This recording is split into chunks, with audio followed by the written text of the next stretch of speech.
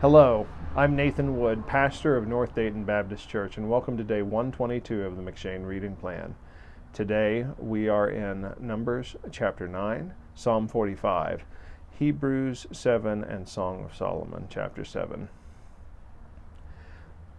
In Numbers chapter 9, we open up with God in the second year after the Exodus, reminding Moses that the people are to observe the Passover every year without fail. And there's certain men who come in verse 6 that say that they can't keep the Passover because they're defiled by a dead body. And Moses asks if God will give them leniency or what will have it, or if he will have them observe the Passover. And God allows for them to observe the Passover at a later date that year because of them being defiled. They were probably burying a loved one or whatever, and God is merciful in that. But he's also perfect in his justice, because notice he says if anybody neglects to observe the Passover at the right time and they have no reason for it, they will be cut off from their people. This is something that I think that we can take for an example for us, because see, Jesus is our Passover lamb. He is our perfect sacrifice.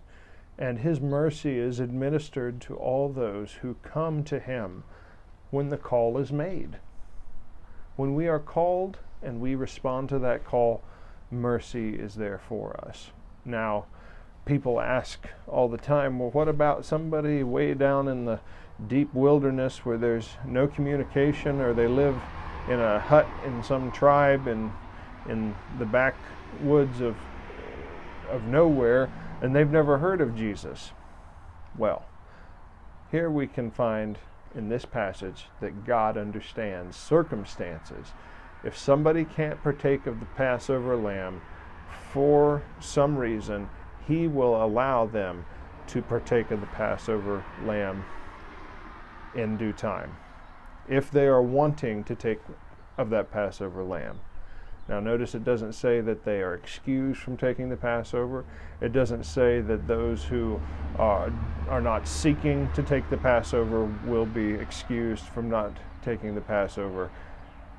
It is a condition of those who want to take the Passover, who had good reason for not being able to at that time,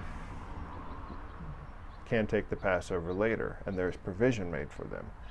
Thus we can say that anybody who desires the gospel, who desires more light of the gospel, to know Christ, wherever they are, for whatever reason, God is perfect in his mercy, and there will be no way that anybody who will accept the gospel and the Passover lamb and the blood shed by Jesus Christ, there's no way that anybody who will accept him will ever miss his mercy. He will find them. Notice that in the parable, he leaves the 99 to go out and seek and rescue the one that is lost. He's perfect in his justice and perfect in his mercy. Now, those of us who have grown up with a Bible on our coffee table or on our shelf, or with churches on the street corner, and we decide that that's a bad idea and we don't want any of that stuff, and it doesn't match our lifestyle, or I don't believe that there's a God or anything like that, and well, I'm not sure, I want to sleep in on Sunday, or I don't think that Jesus existed, or whatever. I believe in science, I believe in mysticism, what have you, I'm spiritual. All of these reasons. If you reject now, and you have been given opportunity to respond to the gospel, if you die today, you will not be given clemency. You will not be given a second chance. Folks, the day of salvation is today. If you've grown up in church or hearing about the Lord and you have not accepted him as your Lord and Savior, today is the day of salvation. We love you. Have a good evening.